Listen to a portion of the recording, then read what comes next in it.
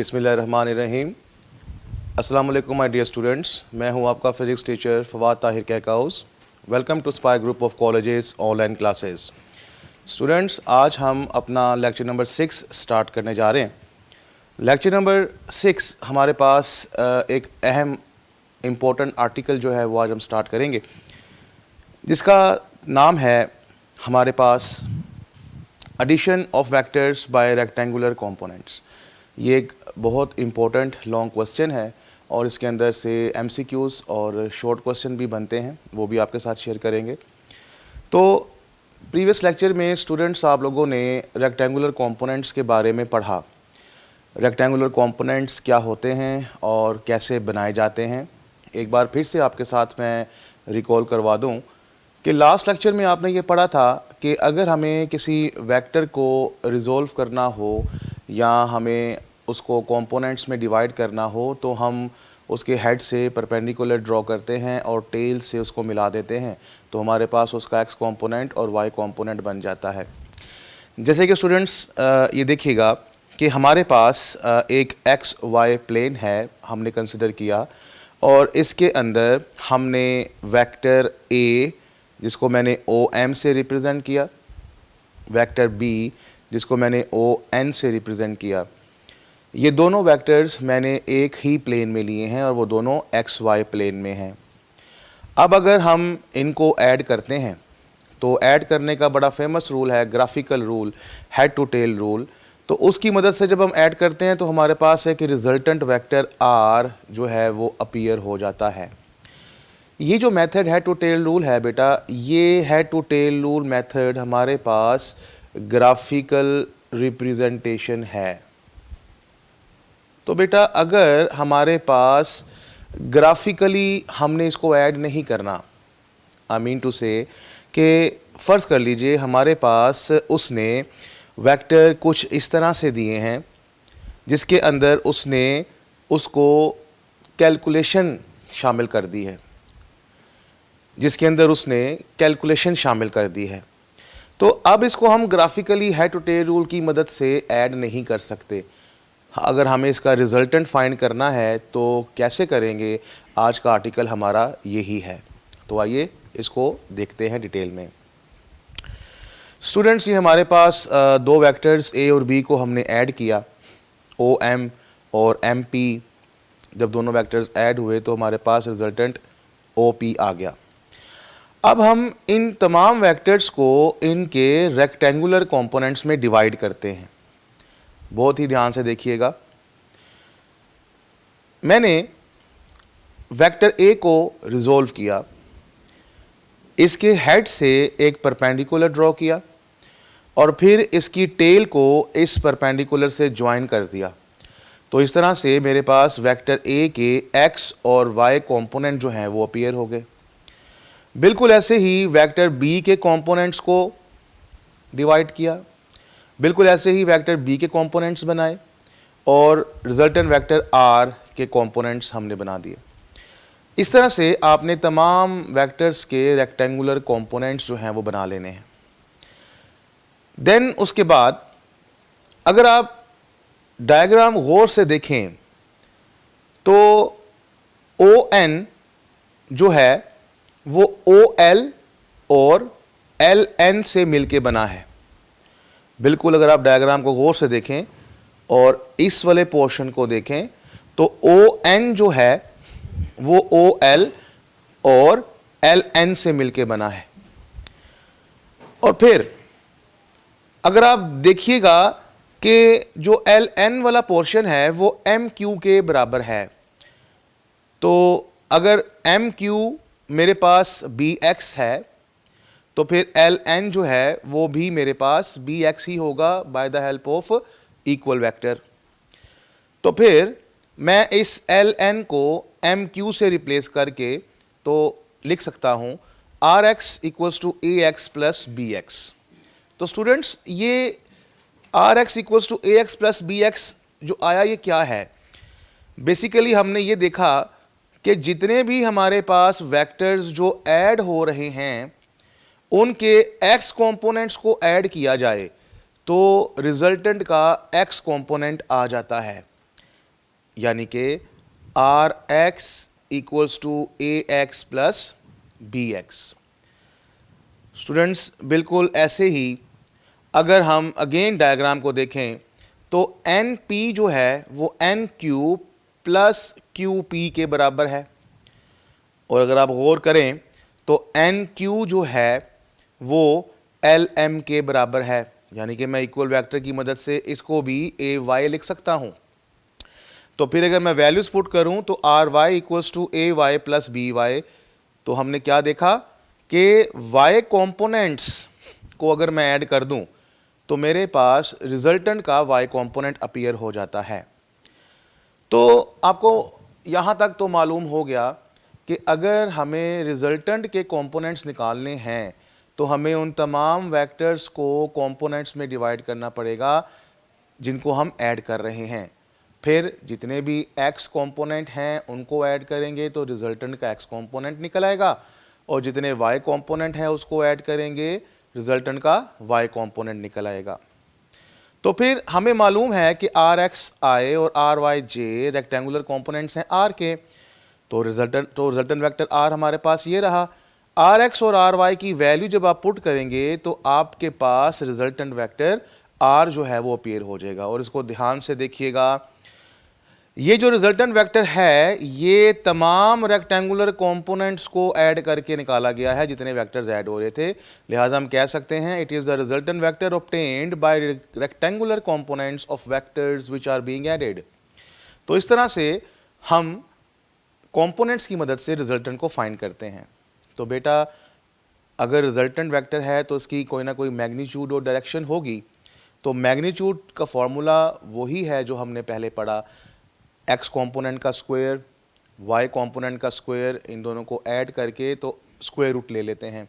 बिल्कुल ऐसे अगर आप देखें तो x कंपोनेंट सारे का सारा ये है, y कंपोनेंट सारे का सारा ये है, तो अगर मैं इसकी मैग्नीट्यूड निकालूं तो हमारे पास ए एक्स प्लस बी एक्स का स्क्वायर, ए वाई प्लस बी वाई का स्क्वायर, और उनको ऐड करके अंडर रूट ले लिया तो ये रिजल्टेंट वेक्टर निकल आया। बिल्कुल ऐसे ही अगर मेरा बेटा डायरेक्शन की बात करते हैं तो डायरेक्शन का फॉर्मूला क्या था, theta equals to tan inverse y component over x component. तो अगर y कंपोनेंट और x कंपोनेंट की वैल्यूज़ को पुट किया जाए तो हमारे पास इसकी डायरेक्शन जो है वो निकल आती है। स्टूडेंट्स ज़रूरी नहीं कि हमारे पास जो वेक्टर्स ऐड हो रहे हैं वो दो हों, हो सकता है हमारे पास दो से ज़्यादा वेक्टर्स भी हों जो कि एक ही प्लेन में लाई करते हैं। इसको समझाने के लिए पहले मैं आपके साथ एक छोटी सी डेफिनेशन है वो क्लियर कर दूं, और वो है कोप्लेनर वेक्टर्स। कि कोप्लेनर वेक्टर्स क्या होते हैं, आइए पहले इसको देखते हैं। बेटा कोप्लेनर वेक्टर्स ऐसे वेक्टर्स जो एक ही प्लेन में लाए होते हैं, जो एक ही प्लेन में होते हैं। इसको समझाने के लिए मैं आपके साथ एक डायग्राम शेयर करता हूं कि मेरे पास एक 2D प्लेन है, x और y एक्सिस से मिलके बना। इसके अंदर मेरे पास नंबर ऑफ वेक्टर्स हैं a b c d। ये सारे के सारे वेक्टर्स जो मैंने बनाए आर्बिट्री डायरेक्शन में हैं, लेकिन सारे के सारे एक ही प्लेन में हैं, एक्स वाई प्लेन में, इसलिए हम इन तमाम वेक्टर्स को कोप्लेनर कहेंगे। बिल्कुल ऐसे ही अगर हमारे पास 2D की बजाय 3D हो तो फिर क्या होगा। बेटा 3D के अंदर मैंने वेक्टर्स कुछ इस तरह से बनाए कि तीन वेक्टर्स मेरे पास एक्स वाई प्लेन में हैं और एक वेक्टर जो है वो वाई जेड प्लेन में है। आपको याद होगा हमने पढ़ा था कि 3 डायमेंशंस में हमारे पास 3 प्लेन होते हैं। तो इसके अंदर वो वेक्टर्स ए बी सी जो एक्स वाई प्लेन में हैं ये सारे के सारे तो कोप्लेनर होंगे, लेकिन डी जो है वो वाई जेड प्लेन में होने की वजह से कोप्लेनर नहीं कहलाएगा। तो ये बेटा कोप्लेनर वेक्टर्स होते हैं। तो आइए अब वापस चलते हैं। अगर हमारे पास बेटा कोप्लेनर वेक्टर्स हो जाएं, यानी कि 2 से ज़्यादा वेक्टर्स हों जो सेम प्लेन में लाई करते हैं और उनका रिजल्टेंट मुझे फाइंड करना है, तो हम फर्ज करते हैं we have coplanar vectors A B C and so on. तो बेटा हमारे पास अगर आप ऊपर देखें जब दो वेक्टर्स थे तो हमने तमाम के एक्स कंपोनेंट को ऐड करके स्क्वायर किया था, तमाम के वाई कंपोनेंट्स को ऐड करके स्क्वायर किया था। अगर 3 होते तो क्या होता, सी एक्स और सी वाई आ जाता। 4 होते तो क्या होता, डी एक्स और डी वाई आ जाता। बिल्कुल उसी पैटर्न को फॉलो करते हुए इसका जो मैग्नीट्यूड है वो हमारे पास ये अपीयर होता है, और ऐसे ही डायरेक्शन जो है वो हमारे पास ये अपीयर हो जाती है। तो अगर आपके पास दो या दो से ज़्यादा वेक्टर्स हुए जिनको आप ऐड कर रहे हैं bye the help of rectangular components, तो मैग्नीट्यूड के लिए तमाम के एक्स कंपोनेंट को ऐड करके स्क्वायर करें, तमाम के वाई कंपोनेंट्स को ऐड करके स्क्वायर करें और उसका अंडर रूट ले लें। और डायरेक्शन के लिए तमाम के वाई कंपोनेंट्स को डिवाइड करें तमाम के एक्स कंपोनेंट से। तो ये स्टूडेंट्स इस तरह से हम लोग रेक्टेंगुलर कंपोनेंट्स की मदद से रिजल्टेंट को फाइंड करते हैं। आखिर में आपके साथ कुछ इंपॉर्टेंट स्टेप्स जो है वो डिस्कस करते हैं। ये एक शॉर्ट क्वेश्चन भी आता है। वो स्टेप्स बेसिकली क्या हैं, वो वही हैं जो मैंने आपके साथ अभी इस आर्टिकल में डिस्कस किए। जैसे कि मैंने आपसे कहा कि सबसे पहले हम क्या करेंगे, हम एक्स और वाई कंपोनेंट जितने भी वेक्टर्स हैं उनके एक्स और वाई कंपोनेंट जो है वो फाइंड करेंगे। देन हम क्या करेंगे, हम जितने भी वेक्टर्स हैं जिनको हम ऐड कर रहे हैं उन तमाम के एक्स कंपोनेंट्स को ऐड करके रिजल्टेंट का एक्स कंपोनेंट फाइंड करेंगे। बिल्कुल ऐसे ही तमाम के वाई कंपोनेंट्स को ऐड करके रिजल्टेंट का वाई कंपोनेंट हम फाइंड करेंगे। अगर आपको रिजल्टेंट की मैग्नीट्यूड चाहिए तो हम रिजल्टेंट का फॉर्मूला इस्तेमाल करेंगे, और अगर डायरेक्शन चाहिए तो हम डायरेक्शन का फॉर्मूला इस्तेमाल करेंगे। तो बेटा ये हमारे पास इंपॉर्टेंट स्टेप्स हैं। अगर आप इन स्टेप्स को याद कर लें, समझ लें, तो लॉन्ग क्वेश्चन जो हमने पढ़ा वो आपके लिए बहुत आसान हो जाता है। आपको अंदाज़ा हो जाता है कि हमने क्या क्या करना है। स्टूडेंट्स, हम लोगों ने रिजल्टेंट वेक्टर बना लिया था और उसका डायरेक्शन जो है वो भी हम लोगों ने फाइंड कर ली थी कि हमारे पास एक अगर रिजल्टेंट वेक्टर आर है तो वो R x i plus R y j होगा, और उसकी डायरेक्शन निकालने के लिए theta tan inverse R Y over R x होगा। मैं थीटा के बारे में आपको एक बार फिर से रिकॉल करवा दूं। आपको मैंने बहुत क्लियर बताया था कि थीटा जब भी मेजर किया जाता है, मैथमेटिक्स में तो कोई भी एंगल थीटा हो सकता है, लेकिन फिज़िक्स में जब भी एंगल थीटा मेजर किया जाता है ये हमेशा बेटा एंटी क्लॉकवाइज डायरेक्शन में लिया जाता है, और ये पॉजिटिव एक्स एक्सिस के साथ लिया जाता है। लेकिन स्टूडेंट्स, इसको मज़ीद समझाने के लिए मैं आपके साथ एक बात शेयर करता हूँ। ये जो रिजल्टेंट वेक्टर हमारे पास आता है, ये रिजल्टेंट वेक्टर कहाँ पे लाई करता है, कहाँ पे मौजूद होता है, वो हमें कैसे पता लगेगा, आइए देखते हैं। स्टूडेंट्स, हमारे पास ये एक्स एक्सिस और वाई एक्सिस है। हमारे पास एक्स वाई प्लेन है जहाँ पर ये दोनों एक दूसरे को इंटरसेक्ट कर रहे हैं, वो ओरिजिन है। आप सब जानते हैं कि ओरिजिन से राइट साइड पर एक्स एक्सिस की पॉजिटिव वैल्यूज़ हैं, लेफ़्ट साइड पर एक्स एक्सिस की नेगेटिव वैल्यूज़ हैं। अगर आप ओरिजिन से ऊपर जाएं तो वाई एक्सिस की पॉजिटिव वैल्यूज़ हैं, नीचे जाएं तो वाई एक्सिस की नेगेटिव वैल्यूज़ हैं। तो ये जो हमारे पास एक रेक्टेंगुलर कोऑर्डिनेट सिस्टम बन जाता है, इसके अंदर हमारे पास ये कुछ 4 एरियाज़ जो है वो बन जाते हैं, जो कि मैंने आपको दिखाए। इन चारों एरियाज़ को हम लोग यहाँ पर स्पेशल नाम देते हैं और उनको क्वाड्रेंट्स कहा जाता है। ये पहला एरिया फर्स्ट क्वाड्रेंट है जो कि पॉजिटिव एक्स वैल्यूज़ और पॉजिटिव वाई वैल्यूज़ से मिलके आता है। दूसरा एरिया हमारे पास सेकंड क्वाड्रेंट है जो कि नेगेटिव एक्स वैल्यूज़ और पॉजिटिव वाई वैल्यूज़ से मिलके आता है। तीसरा एरिया हमारे पास थर्ड क्वाड्रेंट है जो कि नेगेटिव एक्स वैल्यूज़ और नेगेटिव वाई वैल्यूज़ से मिलके आता है। और लास्ट वन फोर्थ क्वाड्रेंट कहलाता है जो कि पॉजिटिव एक्स वैल्यूज़ और नेगेटिव वाई वैल्यूज़ से मिलकर आता है। तो स्टूडेंट, इस तरह से आपको यहाँ तक ये अंदाज़ा हो गया कि हमारे पास जो रेक्टेंगुलर कोऑर्डिनेट सिस्टम है एक्स वाई प्लेन, उसके अंदर 4 क्वाड्रेंट्स होते हैं। अभी जो रिजल्टेंट हमारे पास है वो इन चारों में से कौन से क्वाड्रेंट में लाई करता है, इसको देखते हैं। इसके लिए मैं आपके साथ एक एग्जांपल शेयर करता हूँ। फ़र्ज़ कर लीजिए हमारे पास एक रिजल्टेंट है और वो हमने कैलकुलेट किया, आ गया 2i + 5j। i के साथ आपको पता है कि इसका x कॉम्पोनेंट होता है, j के साथ y कॉम्पोनेंट होता है।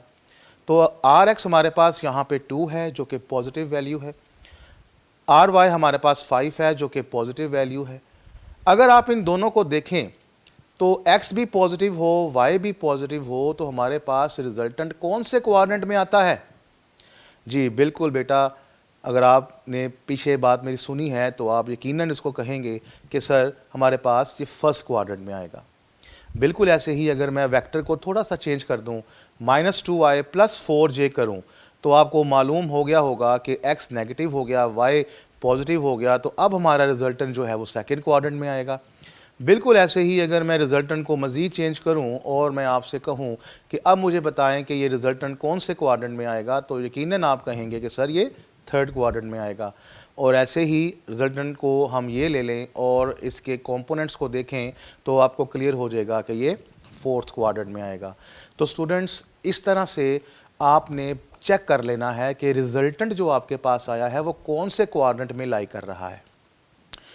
और इस चीज़ से आपको दो बातें जहन में रखनी हैं, बहुत इंपॉर्टेंट। पहली बात कि रिजल्टेंट हमारे पास चारों क्वाड्रेंट्स में से किसी भी क्वाड्रेंट में आ सकता है, ज़रूरी नहीं पहले में, दूसरे में भी, तीसरे में भी, चौथे में भी। कैसे, वो आपने अभी देखा।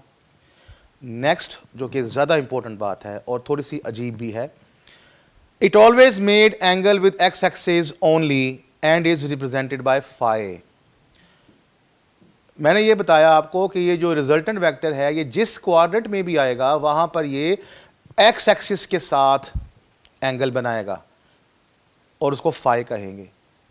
आप लोग परेशान होंगे, आप लोग कहेंगे सर अभी आपने थोड़ी देर पहले कहा था कि एंगल तो थीटा होता है और वो सिर्फ और सिर्फ पॉजिटिव एक्स एक्सिस के साथ लेते हैं। तो बेटा मैं अभी भी उसी बात पे कायम हूँ। इसी चीज़ को, इसी एम्बिगिटी को दूर करने के लिए मैं आपके साथ मज़ीद कुछ बातें शेयर करता हूँ। बेटा फ़र्ज़ कर लीजिए आपका वेक्टर जो है वो पहले क्वाड्रेंट में है और मैंने आपको भी बताया कि ये जो भी एंगल बनाएगा वो फाई कहलाएगा, ये उसका एंगल फाई है। लेकिन अगर आप गौर से उसी बात को देखें जो मैं आपको बार बार कह रहा हूँ कि angle must be in anti clockwise direction, तो एंगल हमारे पास जो है वो इस रेड कलर में आपको दिखाया गया कि वो एंटी क्लॉकवाइज डायरेक्शन में विद पॉजिटिव एक्स एक्सिस है। तो लिहाजा आपने देखा फाई में और थीटा में कोई डिफरेंस नहीं है। तो पहले क्वाड्रेंट में तो हमारे पास फाई भी वही है जो थीटा है। तो फिर ये मैंने आपको क्यों फाई कहा, इसको समझाने के लिए हम फर्ज करते हैं कि वेक्टर हमारे पास अब सेकंड क्वाड्रेंट में है। तो बेटा अगर इस सेकंड क्वाड्रेंट में है तो ज़रा गौर से देखिएगा, मैंने एंगल किसके साथ बनाया, मैंने सेकंड क्वाड्रेंट में एक्स एक्सिस के साथ बनाया जो कि फाई है। और फाई कैसे निकलेगा, फाई का फॉर्मूला वही है tan inverse R Y over R X. आप बिल्कुल ऐसे ही फाई निकालेंगे। लेकिन हमारा एक्चुअल एंगल ये नहीं है। आपको पता है कि एंगल हमारे पास पॉजिटिव एक्स एक्सिस के साथ एंटी क्लॉकवाइज डायरेक्शन में होता है, यानी कि ऐसे, जो कि आपको रेड कलर में दिखाया गया। हमें ये एंगल थीटा चाहिए, हमें फाई नहीं चाहिए। तो फिर ये थीटा कैसे निकालेंगे बेटा? टोटल एंगल अगर आप लोग गौर से देखें तो टोटल एंगल 180 डिग्री का बनता है। 180 डिग्री में से ये वाला पोर्शन जो है, ये वाला पोर्शन वो फाई है। अगर आप 180 में से फाई को माइनस कर दें तो आपके पास थीटा निकल आता है जो आपको चाहिए। इसका मतलब कि सेकंड क्वाड्रेंट में अगर आपके पास रिजल्टेंट है तो उसकी डायरेक्शन निकालने के लिए एंगल हमारे पास सिर्फ थीटा नहीं है बल्कि 180 डिग्री माइनस फाई है, और फाई यहाँ पर tan inverse y over x। बिल्कुल बेटा इसी पैटर्न पे अगर हम फर्ज कर लेते हैं कि रिजल्टेंट हमारे पास तीसरे क्वाड्रेंट में है तो फिर वो angle phi again x axis के साथ बनाएगा, लेकिन एक्चुअल एंगल ये नहीं है। एक्चुअल एंगल ये है जो मैं आपको रेड कलर में दिखा रहा हूँ। अब ये निकालने के लिए हम क्या करेंगे? टोटल हमारे पास एंगल ये 180 का है। 180 में अगर मैं ये वाला पोर्शन शामिल कर दूं तो मेरे पास एंगल थीटा निकल आएगा। बिल्कुल ऐसे ही हम 180 में फाई को ऐड करेंगे तो हमारे पास इसका एक्चुअल एंगल निकलेगा जो कि थर्ड क्वाड्रेंट में है। अगर ये फोर्थ क्वाड्रेंट में लाई करता है तो फिर क्या, फिर हमारे पास जो बेटा एक्चुअल एंगल है वो हमारे पास ये है। अब ये निकालने के लिए कंप्लीट एंगल देखें, टोटल एक सर्कल में 360 डिग्री होते हैं। अगर मैं 360 डिग्री में से ये वाला पोर्शन जो है वो माइनस कर दूं तो हमारे पास थीटा निकलेगा 360 डिग्री माइनस फाई। तो आप फोर्थ क्वाड्रेंट में इस तरह से एंगल निकालेंगे। तो स्टूडेंट्स, आपने इस डिस्कशन से ये बात क्लियर की कि पहले क्वाड्रेंट में तो हमारे पास कोई मसला नहीं है, लेकिन दूसरे, तीसरे और चौथे क्वाड्रेंट में हमारे पास डिफरेंट एंगल्स बनते हैं। आइए इसको एक छोटी सी समरी के साथ देखते हैं, और ये हमारे पास एक शॉर्ट क्वेश्चन भी है। पहला स्टेप कि अगर तो रिजल्टेंट आपके पास फर्स्ट क्वाड्रेंट में है, यानी कि x भी पॉजिटिव वाई भी पॉजिटिव, तो थीटा हमारे पास tan inverse R Y over R X है। अगर रिजल्टेंट हमारे पास सेकंड क्वाड्रेंट में है, यानी कि x हमारे पास नेगेटिव है, y हमारे पास पॉजिटिव है, तो फिर एंगल थीटा हमारे पास tan inverse R Y over R X नहीं है, बल्कि 180 डिग्री माइनस फाई है, और फाई वही tan inverse R Y over R X, भूलिएगा नहीं। अगर थर्ड क्वाड्रेंट में है, यानी कि x भी नेगेटिव वाई भी नेगेटिव, तो फिर थीटा हमारे पास 180 डिग्री प्लस फाई है, और अगर ये फोर्थ क्वाड्रेंट में है तो फिर एंगल हमारे पास 360 डिग्री माइनस फाई है। तो बेटा इस तरह से आपने determination of the angle of resultant निकाला, और आपने देखा कि किस तरह से एंगल जो है वो वेरी करता है। इस चीज़ को क्लियर करने के लिए मज़ीद मैं आपके साथ आखिर में एक न्यूमेरिकल जो है वो लाजमी शेयर करना चाहता हूँ, ताकि ये कॉन्सेप्ट आपको बिल्कुल क्लियर हो जाए। इसके लिए मैंने एग्जांपल ली कि हमारे पास दो पार्टिकल्स हैं और वो लोकेट करते हैं ए और बी के ऊपर, जैसे कि आपको दिखाया गया। मुझे दोनों मैग्नीट्यूड और ओरिएंटेशन फाइंड करनी है, किसकी, इस वेक्टर की, b माइनस ए की। यानी कि मुझे पहले b माइनस ए वैक्टर निकालना है, एंड देन उसकी मैग्नीट्यूड और डायरेक्शन निकालनी है कि वो क्या होगी। आइए इसको देखते हैं। जैसे कि मैंने आपको बेटा प्रीवियस लेक्चर्स में बताया था कि हम न्यूमेरिकल सॉल्व करते वक्त सबसे पहले डाटा लिखते हैं, जो चीज़ उसने हमें दी होती है, देन वो चीज़ जो हमें फाइंड करनी होती है वो लिखते हैं, एंड देन अपना सोल्यूशन जो है वो स्टार्ट करते हैं। तो चूँकि पहले हमने मैग्नीट्यूड फाइंड करनी है, मैग्नीट्यूड किसकी फाइंड करनी है, b माइनस ए की, तो पहले हमारे पास b माइनस ए होना चाहिए। तो हम पहले b माइनस ए जो है वो फाइंड करते हैं।